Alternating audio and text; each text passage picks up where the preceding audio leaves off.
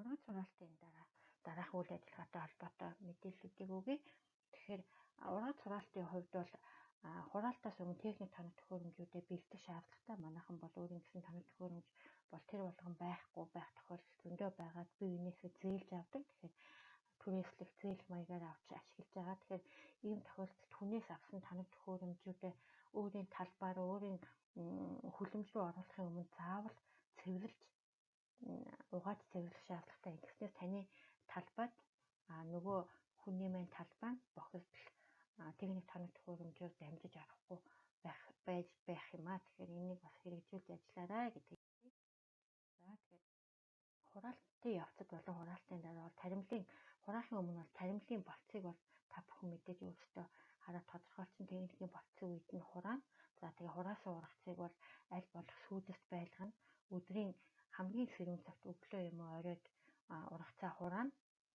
За тэгээд хураасан тохиолдолд аль болох халуун нарнаас хол байлгаж аль болох шууд сэрүүн газар руу аваачиж тавих хураах ёстой.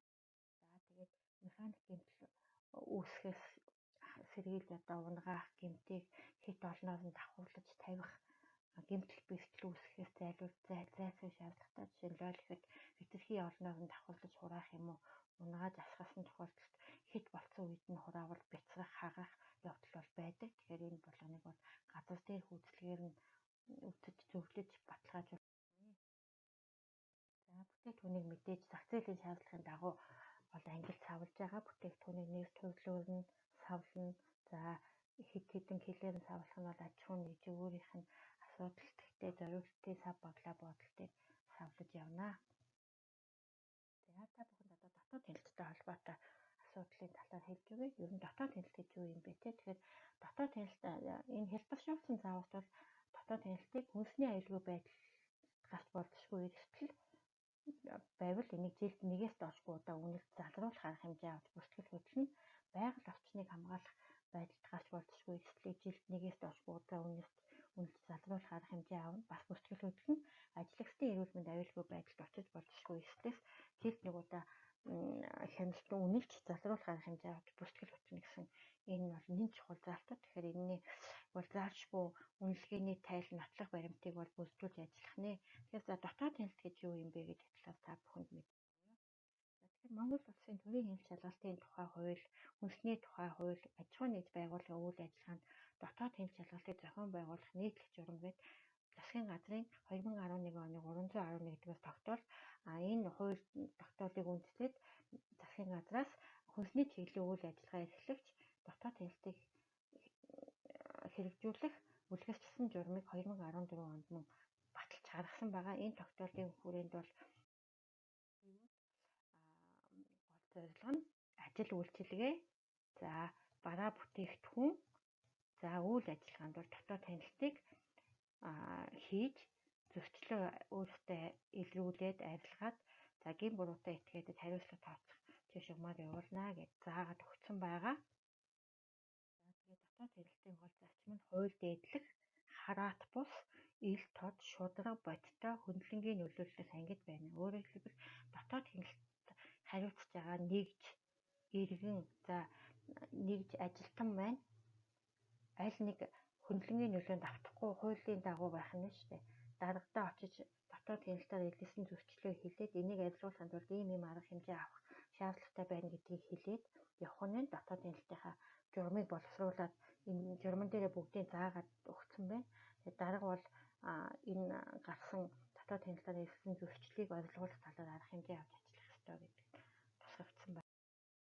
За дотоод хяналтын хамрах хүрээнд гэхээр мэдээж удирдамж зөвлөгөөний дагуу яг одоо энэ жил юу хийх юм те одоо бүх зүйлээ хийх юм уу эсвэл зөвхөн хаяг шаштай холбоотой асуудлыг хийх юм уу аль эсвэл тээврийн хэрэгсэл дээр анхаарах юм уу агуулгынхаа барилга байгууламж дотоод тоног төхөөрөмжн дээр ажиллах юм уу гэх мэтлэгийн төлөвлөгөө графикийн дагуу хийж ажилласан байхыг бол тусгасан байгаа.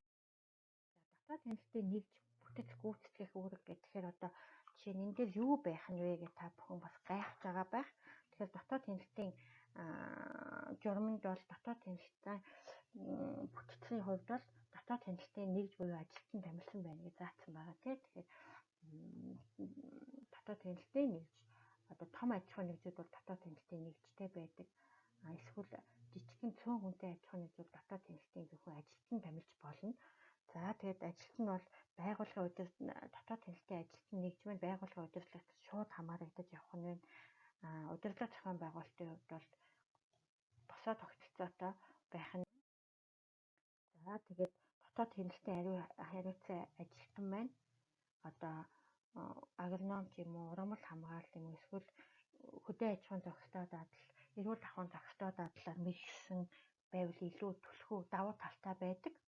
За тэгээд мөн түнчлэн ямар нэгэн сургалтанд хамрагдсан байж болно. Энэ хөдөө аж ахуйн зохистой дадлал, эрүүл ахуйн зохистой дадлал, чанарын удирдлагын тогтолцоо гэдэг энэ бүх зохистой дадлалд суралцсан ажилтан бас дотоод танилцтыг хийж болно. За дотоод танилцтын үйл ажиллагаа нь юу хийнэх вэ гэхээр хууль дүрм журмын одоо холбогдох тийм үлдэж байгаа хууль дүрмийг бол хяналт тавих нь байна. За тэгээд нөгөө зохистой дадлыг хэрэгжүүлж гэнэ үү гэдэг дээр хяналт тавиа явуучих нь байна. За уран мөрийн бүсдэн тогтоох бүстгэл, анхан шатны бүстгэл хөтлөлт тэгээд одоо бүстгэл хөтлөлтүүдийг хийж гэнэ үү гэдгийг хянах нь байна. Ажлын байрны эрүүл ахуйн нөхцөл шаардлага хангаж гэнэ үү гэдгийг хянах нь байна.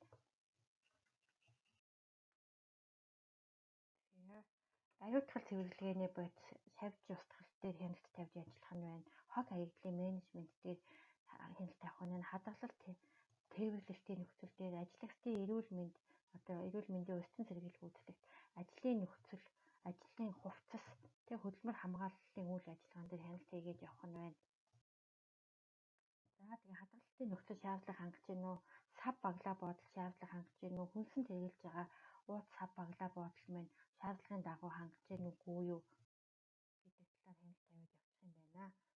Тэгэхээр дотоод танилцтын ажилтан гэдэг маань нэлийн өргөн хүрээтэй ажил нь түрүүчийн миний хэлээдсэн зохистой дадлын бараг бүх үйл ажиллагааг дотоод танилцтын ажилтан буюу дотоод танилцтын нэгж маань хийгээд явчих нь. Хамгийн сүүл дотоод танилцт бол олон нийттэй харьцах мэдээлэл, сурталчилгаа, санал гомдол дээр бас ажиллаж болно. Ерөнхийдөө бол гомдол бол маш их байдаг. Гэтэл санал болон дэмжих үйл ажиллагаа бол ховор байдаг шүү дээ. Тэгэхээр дотоод танилцтын ажилтан бол эдгээртэй холбоотой үйл ажиллагаан дээр хяналт хийгээд мэдээлэлээ удирдлагатай хөрвүүлээд эннийхээ дагуу арга хэмжээ аваад явах юм байна. За та бүхэнд амжилт хүсье, баярлалаа.